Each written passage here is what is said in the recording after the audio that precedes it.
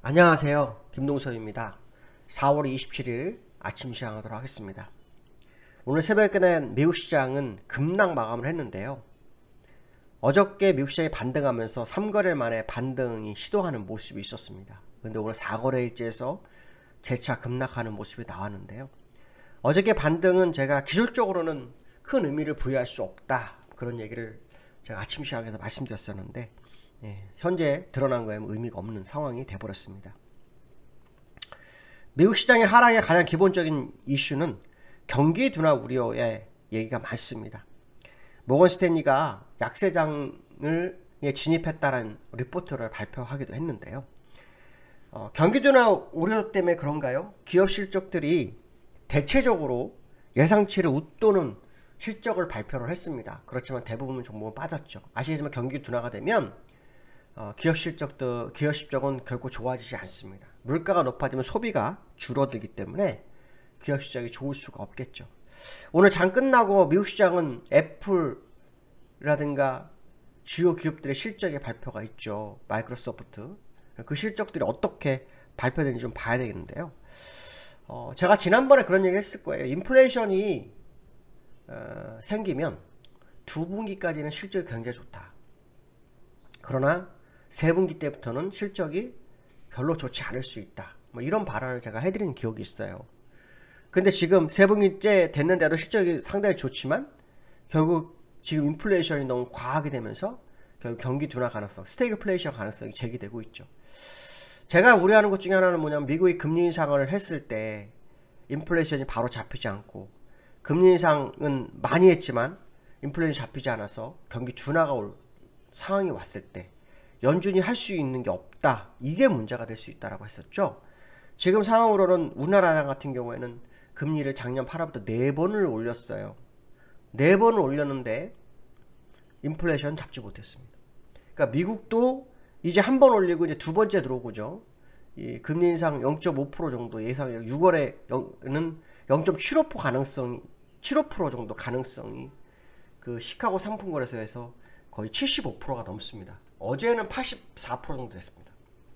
이런 걸 보면 가파른 금리 인상이 지금 시장에 필요하고, 그것은 시장의 유동성을 해소할 수밖에 없고, 그건 기술주들의 타격을 줄 수밖에 없기 때문에 나스닥 지수가 굉장히 많이 빠졌던 하루가 아닌가, 이런 생각을 해야 됩니다. 특히 어저께 미국 장을 끌었던 뉴스가 테슬라 뉴스였다고 제가 말씀드렸죠. 다른 게 아닐 거다라고 했었는데 테슬라가 오늘 급락했습니다. 이유는 간단합니다. 테슬라가 M&A를 트위터를 할 건데, 문제는 뭐냐면 자금 문제죠. 이 자금을 테슬라 주식을 담보로 한 마진론이 문제가 된다고 합니다. 그게 테슬라를 하락으로 이끄는 그런 상황이 됐다라고 보시면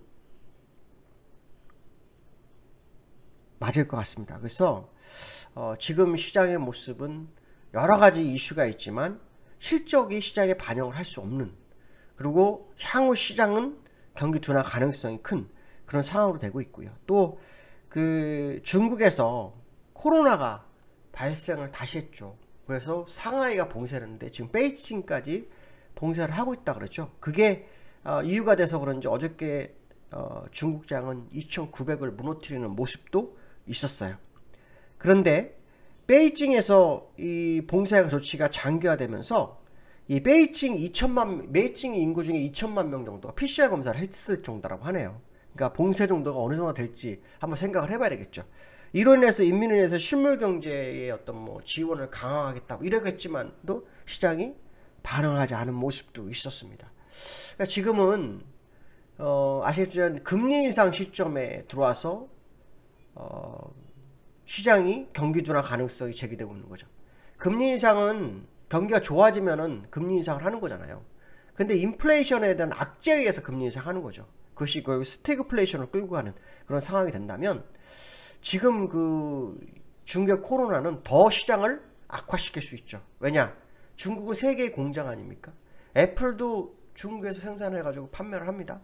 그런 것들이 다 지금 날짜별 뒤로 뒤처질 수도 있는 상황이 발생할 수 있죠. 그게 뭡니까? 결국 경기가 둔화될 수 있는 거고, 그럼 실적 나빠질 수 있는 거고요. 그렇죠?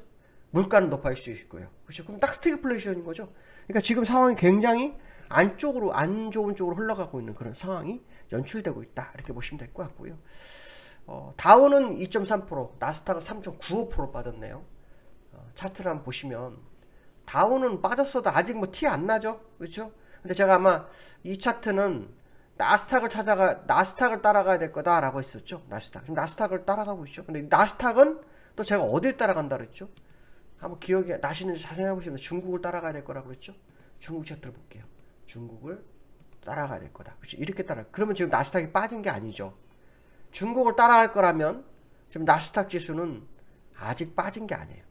여기 재미난 건 뭐냐면 지금 120주선까지 왔다는 겁니다. 일단 120주선 지지력이 있을지 한번 보셔야 되겠는데 이 상황으로 1, 2주가 지나면 5주선이 120주선을 대드칠 수 있는 자리가 옵니다.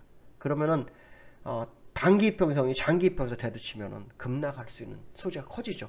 여기서 새로운 재료가 나와서 급등으로 끌고 가지 않는 이제 앞으로 5주선은 계속 떨어질 수밖에 없고 20주선도 계속 떨어지는 구조로 되어 있습니다. 왜냐? 20주선도 여기가 5주, 10주, 15주, 20주잖아요. 다음 주에도 고점이 하나씩 뚝뚝 떨어집니다. 그러니까 20주선 떨어지죠. 그러면 5주선과 20주선이 120주선을 대드치는 그런 상황. 지금 60주선을 대드쳤잖아요. 120주선 대드.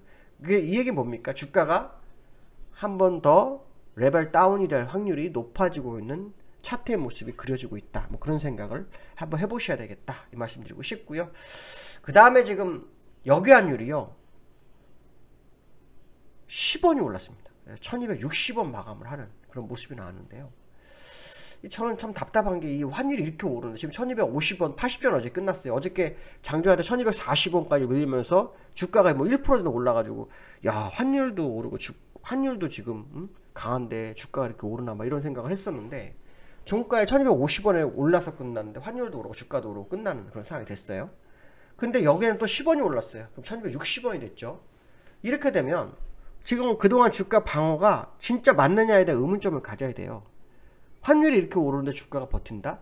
이거는 진짜 잘못된 거거든요. 그래서 저는 환율하고 주가 결국은 수렴할 거라고 판단하고 있어요. 환율은 내려올 수가 없어요. 구조상으로.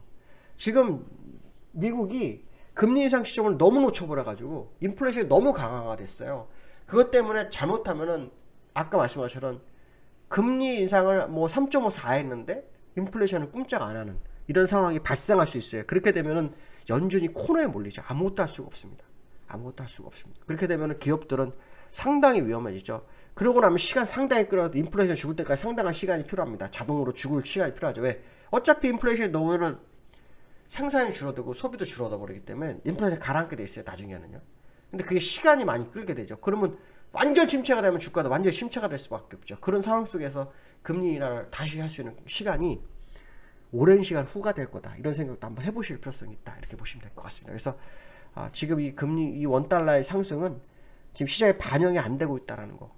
그 반영이 곧 되지 않겠느냐라는 생각도 한번 해보셔야 되겠다. 이 말씀 해드리고 싶고요. 자, 코스피가 2600 테스트 가능성.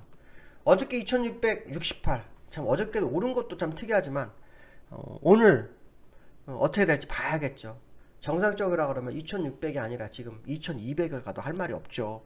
기술적으로 원래 그렇습니다. 그래서 제가 볼 때는 뭔가가 잘못되어 있는 그런 시장의 모습이다 이렇게 보시면 될 것 같고요. 이게 뭡니까? 이게 왜 이렇게? 코스피를 보시면 죄송합니다. 코스피를 보시면 지금 코스피는 개파락 2개가 떴어요. 오늘도 개파락 3개가 뜰 것 같은데 중요한 건 뭐냐, 이 저점을 깰 거냐. 지금 전 세계는 다 깼단 말이에요. 이 주봉으로 보시면 전 세계는 다 깨고 내려갔어요. 특히 우리나라는 120주선이 5주선과 완벽한 데드가 이제 들어와요. 20주선도 곧 데드가 들어와요. 그러니까 결론적으로 말하면 우리나라 시장이 더 안 좋은 차트의 모습을 가지고 있는 거죠. 미국보다. 그래서 그동안 잘 버텼지만 이제는 버티는 것이 말이 될까라는 의문점을 가져야 됩니다. 그래서 2600이 지지력으로 보기엔 좀 어렵지 않을까 이 생각 한번 해보실 필요성이 있다. 이렇게 말씀드릴 수 있을 것 같습니다. 오늘 여기까지 하겠습니다. 감사합니다.